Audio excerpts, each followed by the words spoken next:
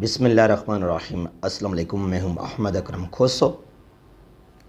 COP28 UAE conference of parties 28, इसका number है 28, UAE में होने जा रहा है। यूनाइटेड नेशंस की तरफ से यूएन इस मीटिंग को लीड करता है और एनुअली तौर पर हर साल ये मीटिंग डिफरेंट कंट्रीज़ में होता है, कॉन्फ्रेंस ऑफ पार्टीज़। तो अब इस साल में 2023 में ये जो है यूएई में स्टार्ट होगा फ्रॉम 30 नवंबर टू 12 दिसंबर 2023 और ये होगा दुबई में, यूएई में। What is COP28? COP means conference of parties. 28 इसका नंबर है। हर साल ये मीटिंग्स होते हैं इस लिहाज से। Where is it? COP28 is the 28th annual United Nations climate meeting where governments will discuss how to limit and prepare for future climate change। जो ग्लोबल वार्मिंग है, क्लाइमेट चेंज, इसको किस तरह काउंटर किया जाए, इसके हवाले से ये मीटिंग होता है। The summit is being held in Dubai, UAE from 30 November until 12 December 2023। COP stands for Conference of Parties, where the parties, यहाँ पर parties का मतलब है countries यानी कि states, are the countries that signed up the original UN Climate Agreement 1992। इसको हम आगे डिस्कस करेंगे कि 92 में UN का मीटिंग हुआ था राओ डी जेनेरियो, ब्राज़ील में। That is also called the earth summit. उसको अर्थ समिट भी कहते हैं, अर्थ समिट और अर्थ कॉन्फ्रेंस। अच्छा, द गार्जियन ने यह कहा कि King Charles to give opening address at COP28 climate summit, जो अभी ये होने जा रहा है यूएई में, दुबई में, COP28 कॉन्फ्रेंस ऑफ पार्टीज 28 में किंग चार्ल्स खुद आ जाएंगे। ये बहुत बड़ी बात है यूएई के लिए अगर देखा जाए तो। King Charles is to attend the opening ceremony of COP28 climate summit in the United Arab Emirates 1 year after he was advised by Truss government not to attend the COP27 summit in Egypt। King Charles एक सर्मोनियल, अब इसके पास इतने powers नहीं है UK के अंदर, लेकिन फिर भी एक वहाँ पर किंग के तौर पर हैसियत इसकी है। पहले क्वीन थी एलिजाबेथ II। अच्छा, तो पहले ब्रिटिश यूके के गवर्नमेंट ने कहा था कि आप जो हैं वो मिस्र ना जाएं।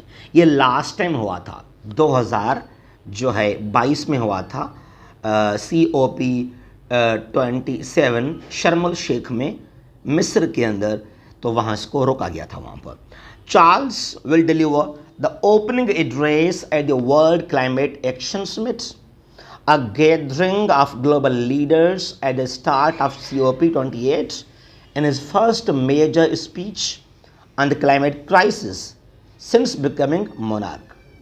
ठीक है, जब से ये बादशाह हुआ है, किंग हुआ है, तो इसका पहला होगा मेरे ख्याल में स्पीच किसी क्लाइमेट चेंज के मीटिंग के अंदर।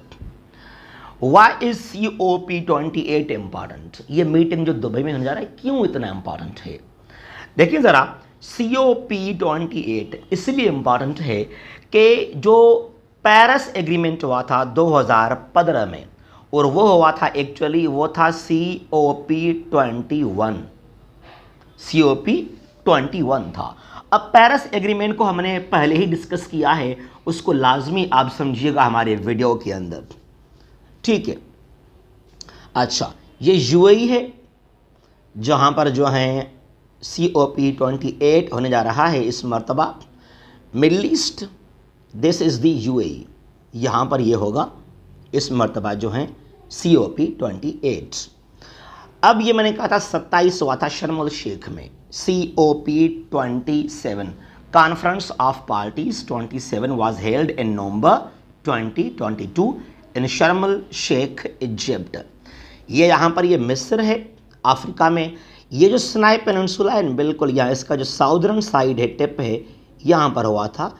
यहाँ पर शर्म शेख एक बड़ा सा खूबसूरत एक शहर है, अलमुसी पोर्ट है मिस्र का, वहाँ हुआ था ये मीटिंग।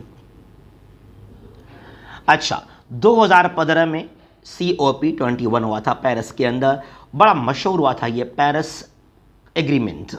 अब पेरिस एग्रीमेंट को 2015 में तकरीबन कंट्रीज ने वार्मली वेलकम किया, और 2018 में जब ट्रंप आया था अमेरिकन प्रेसिडेंट, तो ट्रंप ने कहा कि हम इसको नहीं मानते हैं, हम क्यों जो हैं क्लीन सोर्स को फॉलो करें, हमारे जो इंडस्ट्रीज़ हैं, जो इकोनॉमिक डेवलपमेंट अमेरिका का है, that depends mainly upon thermal जो है सोर्स ऑफ एनर्जी, यानी कोल, गैस और ऑयल से।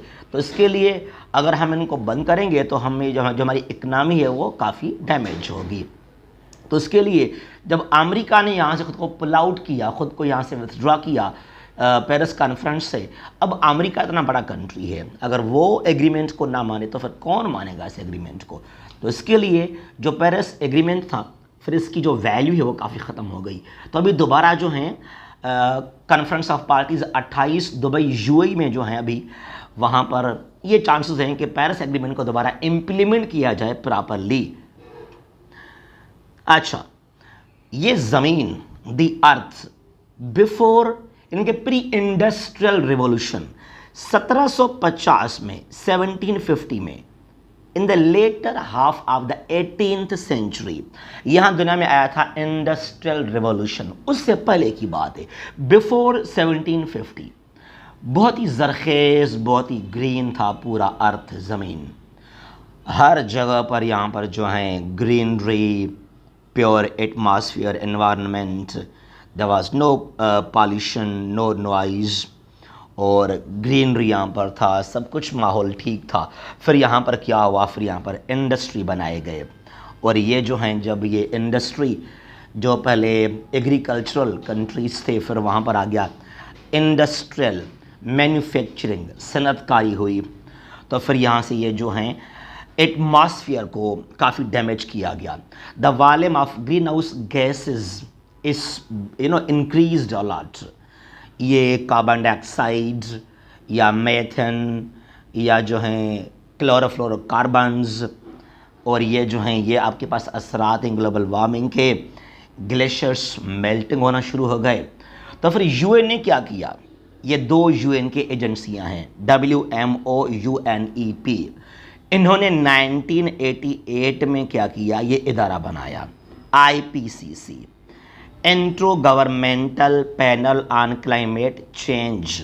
ये एक पैनल है जहाँ पर डिफरेंट कंट्रीज़ के बड़े बड़े एक्सपर्ट्स हैं इसमें, इस पैनल के अंदर, और ये अपने रिपोर्ट्स को रिलीज़ करते हैं।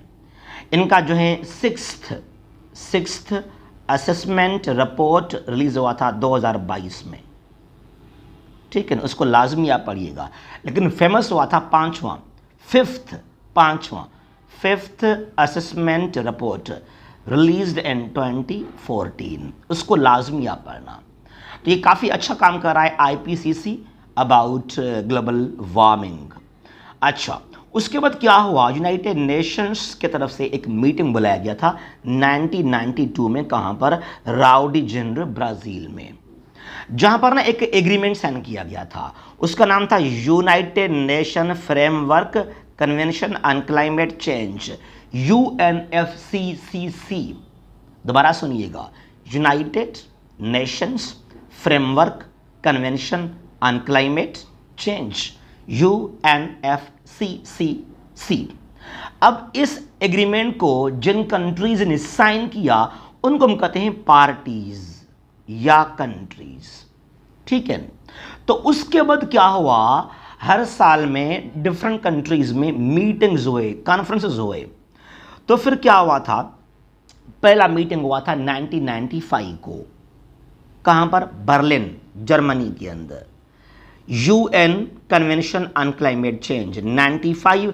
इसको आप फर्स्ट COP कह सकते हैं, COP1। अब 1 आप लिखेंगे ना, कोई बात नहीं है, इसको हम COP1 कहते हैं। तो 95 से लेकर अभी 2023 चल रहा है, 23 है, जो अभी होने जा रहा है मीटिंग दुबई के अंदर, यूएई के अंदर, यह है COP28। ठीक है, तो ये है कॉन्फ्रेंस ऑफ पार्टीज जिन्होंने अर्थ समिट को साइन किया, फॉलो किया, जो वहां पर ये मुआहदा हुआ था UNFCCC। तो ये इसको लाजमी आप समझिएगा कि COP क्या है, और इस मरतबा काफ़ी कंट्रीज़ होपफुल हैं जो पेरिस एग्रीमेंट हुआ था उसको लाजमी जो है हम फॉलो करें यहाँ पर COP28 के अंदर। हम उम्मीद करते हैं कि जो बड़े पावरफुल कंट्रीज़ हैं या जो कंट्रीब्यूट ज़्यादा करते हैं इन कार्बन एमिशंस, चाइना हो गया, अमेरिका हो गया, इंडिया हो गया, जो और भी दीगर यूरोप के अंदर इंडस्ट्रियल कंट्रीज़ हैं, जब तक वो एक्शन नहीं लेंगे तो ये काम अच्छा नहीं होगा, क्योंकि वो काफ़ी रिस्पॉन्सिबल हैं ग्लोबल वार्मिंग का। डैमेज किसको हो रहा है? IPCC ने कहा, ग्लोबल क्लाइमेट रिस्क इंडेक्स ने कहा कि साउथ एशिया को और जो कैरेबियन कंट्रीज़ हैं, साउथ ईस्ट एशिया है, उनको ज़्यादा नुकसान हो रहा है। बहरहाल देखते हैं कि क्या होता है अभी COP28 के अंदर। जहाँ भी ये खुश रहें, अल्लाह हाफिज़।